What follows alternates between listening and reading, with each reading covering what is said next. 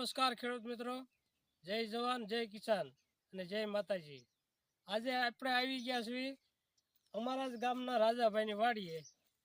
તો રાજાભાઈ આમ તો 5 વર્ષથી મને ખબર છે ત્યાં સુધીની કે 5 વર્ષથી ઓર્ગેનિક કરે છે.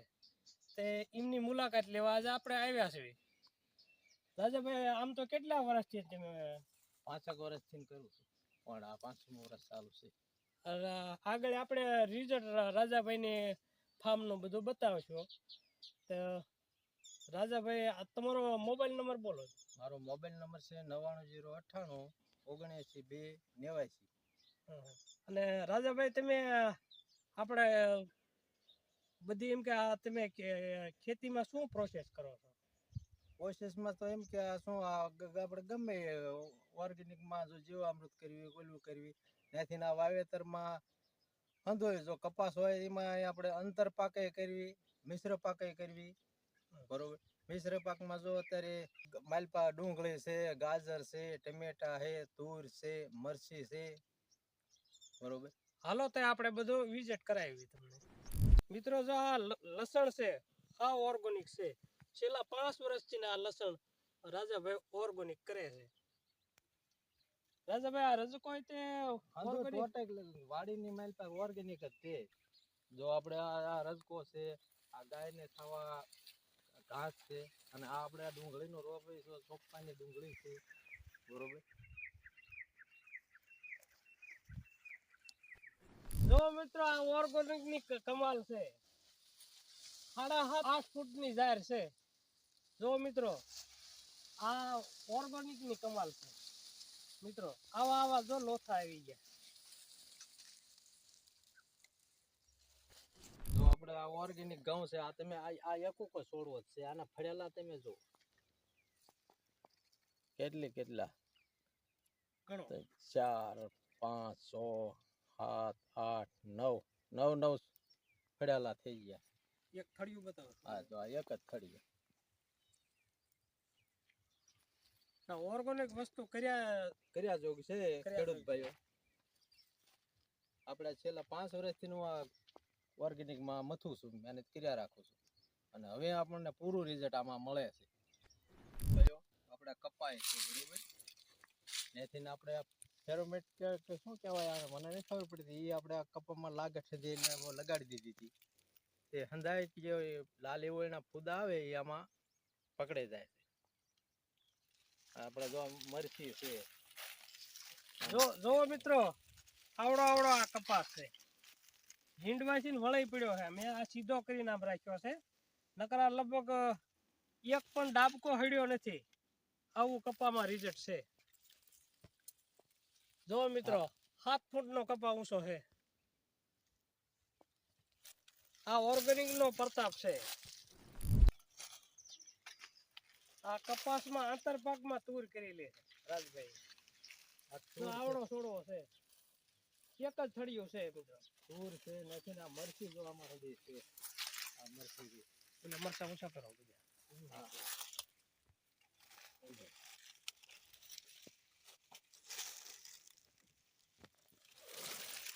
દેખાડો. જય ગૌ માતા. જો આમાં આપણે ખેડૂત ભાઈઓ જીવામૃત આ બેરલમાં બનાવેલા છે. બરોબર. અને ઓલું બેરલ માં આપણે આંકડાનો બોળો કરેલો છે. દર પાણીમાં રાજભાઈ પાતા હોય છે. અને છંટકાવમાં રાજભાઈ શું તેમ કરતા? છંટકાવમાં જો લીંબોળીનું આપણે મિશ્રણ કરેલું છે એ સાટવી, ત્યાંથી ગૌમૂત્ર, ત્યાંથી સાસ, એ 3નો છંટકાવ. અને પર પપાઈ કેટલું નાખતા હશો તમે પંપમાં? હા, પંપમાં આપણે અડધો લીટર જેટલું, 500 ગ્રામ જેટલું નાખી, અને 500 ગ્રામ જીવામૃત વાત એમાં નાખવાનું. 500 ગ્રામ પેલા છંટકાવમાં છંટકાવમાં રિઝલ્ટ બહુ સારું આવ્યું રાજભાઈ. અને આ વખતે તમે શું માંડવી પકવી છે? હા, માંડવી પકી. એ ઓર્ગેનિક ખેતી આપણે આ વાડીની અંદર ઓર્ગેનિક જ છે. એગ્રોમાં જવાનું જ નહીં.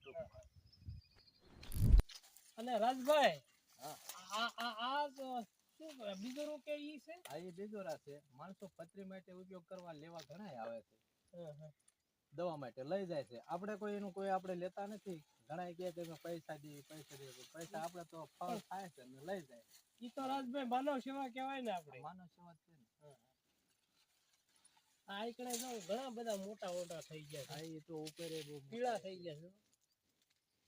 અત્યારે શિયાળાના ઓછા લેવા આવે. ઉનાળો થશે એટલે તો એ રવાય નહીં દે એટલે જ એવા આવે. આપણે રાજભાઈ માંડવી આ વખતે કેટલીક થઈ છે? માંડવી આપણે 50 મણ જેવી 55 મણ જેવી થઈ છે. તો એનું તેલ જ કઢાવતા એનું હશો ને? તેલ જ કઢાવવાનું. તો મિત્રો રાજભાઈને માંડવી નું તેલ ઘરનું આપણે ખાવું હોય તો રાજભાઈનો નંબર આપણે ડિસ્ક્રિપ્શનમાં આપશું અને તેલ માટે ફોન કરી અને કોન્ટેક્ટ કરી શકો છો મિત્રો. હાલો આપણે પાસે જો ગાયો છે ખેડૂત ભાઈઓ 2 થી 3 ગાયો છે. આ ગાયોનું જ છાણ છે. એમાં આપણે જો ગાયનું આપણે જીવામૃત બનાવ્યું ઓલું બનાવ્યું અને અહીંયાથી જો આપણે બકરાની નીંડી લીધી છે. આ રહી ને બકરાની નીંડી. બકરાની નીંડી બકરું રહ્યું ને આપણે વનસ્પતિ થતી જાય જો ભાઈ ખાય છે. એટલે એમાં કોઈ ક્યાંય કેમિકલ વાળી વસ્તુ આવતી નથી. હાલો બકરાની નીંડી નાખ. આ જો ભરભરું ખાતર કરીને રાજભાઈ ભરતા હોય છે અને પીપળામાં ઓગળે નહીં પાતા હોય છે આવું.